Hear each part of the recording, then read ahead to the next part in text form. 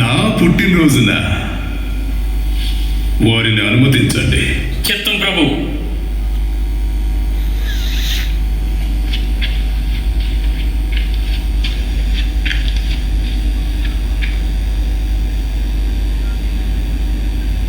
ఓ కనులైన జ్ఞానులారా, మీ రాకకు కారణం?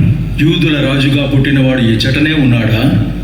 తూర్పు దేశం నుండి నక్షత్రాన్ని వెంబడిస్తూ వచ్చాం ఆయనను ఆరాధించడానికి.